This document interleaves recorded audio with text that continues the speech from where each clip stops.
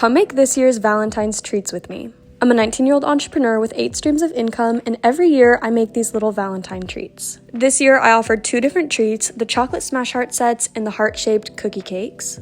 I got home from school around 4 and started on everything around 4:30. My goal was originally just to get the cookie cakes done today, but I ended up finishing everything. I started off by baking the cookie dough and then I put together all of the boxes. Orders have been much slower this year. My very first year I sold over 90 smash heart sets, and then this year I did 7 of the smash heart sets and 4 cookie cakes. The smash heart sets were $30 each and the cookie cakes were $45 each. Once I finished on the boxes, I got to making the buttercream icing. I started making cookie cakes after I saw Noco cookie cakes on TikTok. I made one for a friend and then posted it on my Facebook, and everyone was requesting to purchase them. From there, I kind of turned it into a small business, and I don't advertise it very much since I'm busy with everything else. So I just have orders every now and then, and that's kind of how I like to keep it. However, I thought it would be so cute to make these heart-shaped cookie cakes for Valentine's, especially since I've been doing the chocolate smash hearts for 3 years now. I wanted to give people a variety so they could choose which treat they want instead of just buying the chocolate smash heart sets every year. For the icing colors, I went with red, white, and pink. I did make a little demo so that I could advertise and post what the cakes would look like, and I posted the process of making the demo, and people were saying to go lighter on the pink. The color that I used in the original one was more mauve, so I decided to do more of a light pink on these cakes.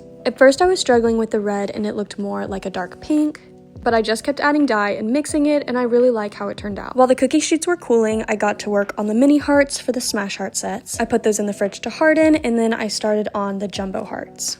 After this, I took a little break and had dinner. I stopped around 5:30 and then got back to work around 7:30.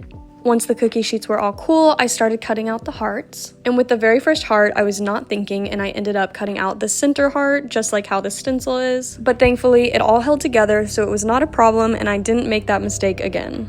Once everything was cut out and ready to go, I put little cake platters underneath them. I iced the border on each of them, and then I put on the second layer. I also like to put a little icing in the middle just to make sure you get icing in every bite. Here is what they looked like when they were all iced and ready to go. And then I started on the decorative icing on the top. Originally, I wasn't sure how I was going to box these up. All the boxes I had were too small in height and it would have smushed the icing. I even debated just doing 1 layer, but I feel like having 2 layers adds so much more to it. So I ended up finding boxes that worked on Amazon, and I'm really glad that I was able to find those because I love the 2-tiered look. Now, during this decorative icing process, I had to take at least 2 or 3 breaks. My hands were absolutely killing me. I don't know if the icing was just a little too thick to squeeze out, or if it was just because I was doing more icing than I had originally done in the past, but my hands were cramping so bad. Thankfully, I got through it, and the breaks definitely helped. Once I finished with the decorative icing, I started on the edible glitter and sprinkles. Whenever I had posted about making the demo, I asked everyone if I should use gold edible glitter or pink edible glitter. Most people said pink since gold might clash with the client's color scheme, and so I was planning on doing that, but as I was adding the pink in, I thought that it just needed a little more something, and so I added some gold as well. So we ended up going with both pink and gold. And then for the sprinkles, I added little pearls and then a bigger size of pearls. And then the cookie cakes were all ready to go. Once I finished with those, it was time to work on the chocolate strawberries.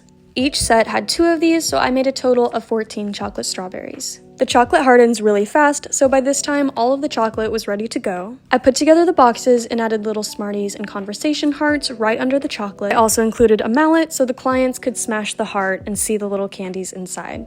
I boxed up all of the cookie cakes, and all that was left to do was finish the chocolate smash heart sets. I added some red icing and cute Valentine sprinkles to each heart, and then I added in all of the mini chocolate hearts and chocolate strawberries. Lastly, I added on some gold edible glitter. Here's what everything looked like when it was all finished. One client also requested custom lettering for the chocolate smash heart for her children, and so I made those letters and added those on the heart. The only thing left to do was put all the lids on and put everything in the refrigerator for pickup tomorrow. I finished around 11, and that was the process of the Valentine treats this year.